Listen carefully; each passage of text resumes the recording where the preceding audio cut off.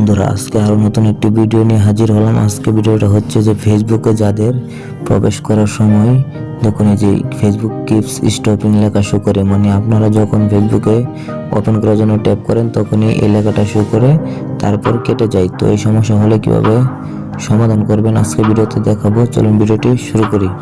আর যারা যারা আমার চ্যানেলে নতুন আছেন সবাই চ্যানেলটিকে সাবস্ক্রাইব করে দেবেন।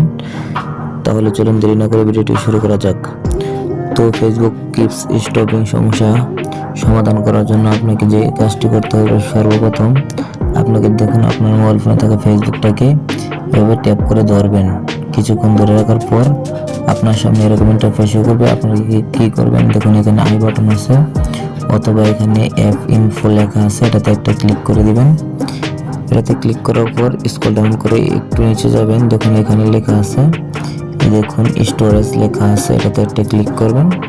তারপর এখানে দেখুন ক্লিয়ার ক্যাশ আছে, এটাতে ক্লিক করবেন।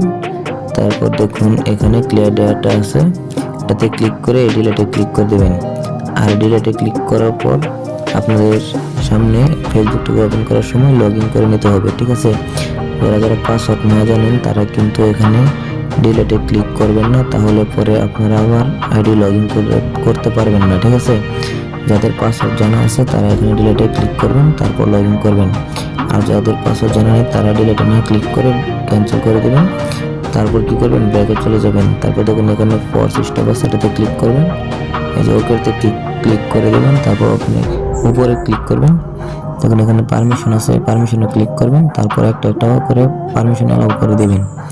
দেখুন আমি প্রথমটা অ্যালাউ করে দিয়েছি, তারপর দ্বিতীয়টা সেটা অ্যালাউ। তারপর দেখুন এখানে যে একটা করে camera, contacts, location, microphone, nearby devices, notification, phone, photos and videos, দেখুন এই সবগুলো এখানে অ্যালাউ করা আছে। তো আমি হোম পেজে চলে যাচ্ছি।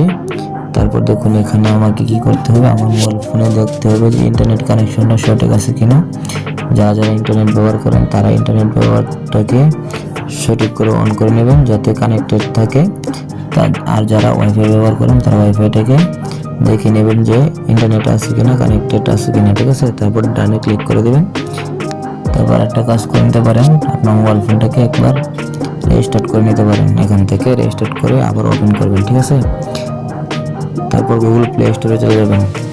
এখানে গিয়ে আপনাকে সার্চ করতে হবে ফেসবুক লিখে, দেখবেন যে ফেসবুক অ্যাপ লেখার পর এখানে ফেসবুক শুরু করবেন।